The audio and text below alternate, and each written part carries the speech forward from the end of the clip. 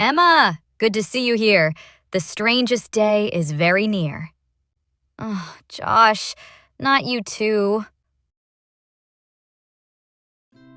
My name is Emma Collins, and let me tell you, high school is already weird enough without waking up to everyone speaking in rhymes. I mean, navigating the halls of Ridgewood High with all the drama, crushes, and pop quizzes is hard enough. But rhymes? That was a new level of crazy. It all started on a typical Tuesday. I rolled out of bed, grabbed my phone, and saw a message from my best friend, Lily. "Morning, Em. Don't be late. The school's got something strange to state." I stared at the message, half asleep and thoroughly confused. Lily was never a morning person, and poetry was not her thing. I shrugged it off, figuring she was just being weird, and got ready for school.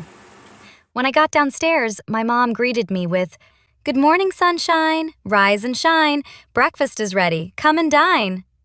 I nearly dropped my toast. "Mom, are you okay? Why are you rhyming?" She just smiled and handed me a glass of juice.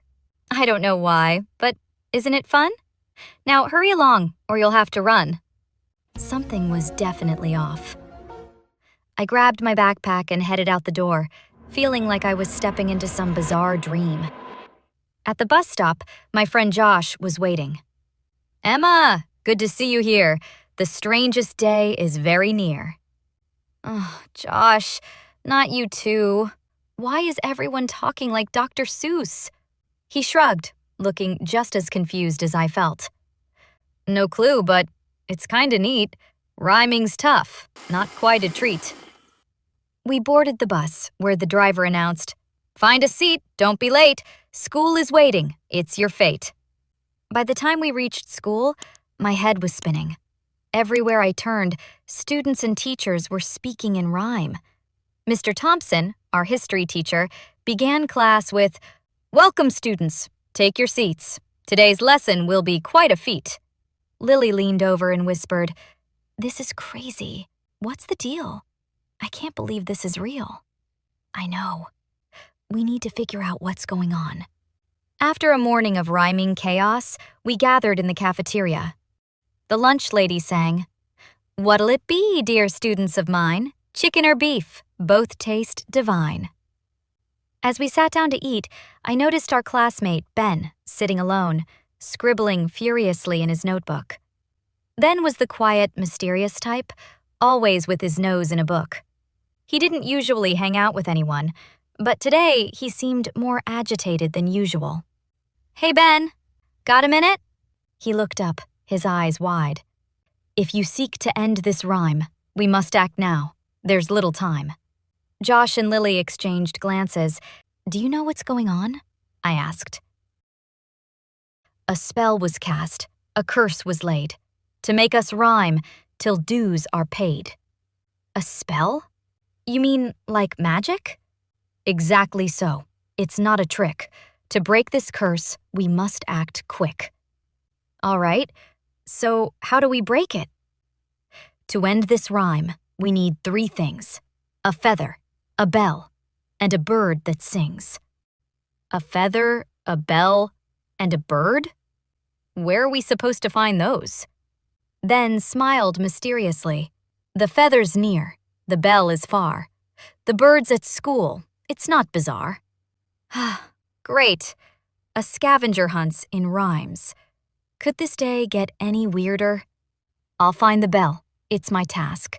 You find the rest and do it fast. We split up, determined to find the items and break the curse. Lily and I headed to the art room, figuring there had to be feathers there for some project or another. Sure enough, we found a whole bag of colorful feathers.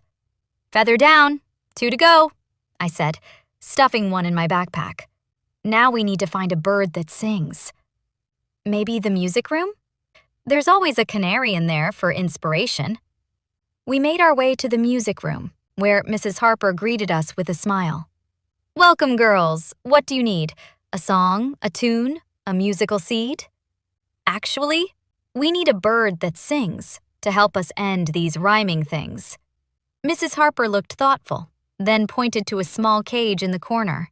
Our canary sings sweet and clear. Take it with you. Have no fear. With the canary in hand, we met up with Josh in the courtyard.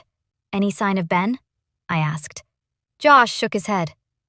Not yet, but he'll be here soon. We're almost done. This is our tune. Moments later, Ben appeared, triumphantly holding a small brass bell. The bell is found. We've done it now. Let's break this curse. I'll show you how. We gathered in the library, spreading out the items on a table. Ben took out his notebook and began to read. Feather of a bird, bell that rings. Sing us a song to end these things. The canary chirped a sweet melody, and the bell rang softly as we held our breath. For a moment, nothing happened. Then, a soft glow enveloped the items, and a gust of wind blew through the library. When it settled, the strange tension in the air was gone. Did it work? Lily asked cautiously. Only one way to find out. Say something. Then took a deep breath and smiled. The curse is broken. Our voice is free. We all cheered, hugging each other in relief. Finally! No more rhyming! As we walked out of the library, I couldn't help but laugh. This has got to be the weirdest day in school history. Lily grinned. But hey, at least we got to go on a real-life adventure. True, I said, smiling at Ben. And we made a new friend in the process. Then blushed slightly. It was kind of fun. Thanks for helping save the day. Anytime. And next time, maybe we can just hang out without the rhyming curse. That sounds perfect to me. So, that's the story of how we broke the rhyming curse. If you enjoyed this tale, don't forget to like, share, and subscribe to our channel for more stories full of fun and surprises. And with that, life at Ridgewood High returned to its usual chaos. But every now and then, when someone accidentally rhymes, we all share a knowing smile, remembering the day we saved the school from the curse of the rhymes. But wait, how was the curse placed at the first place? Who cast it?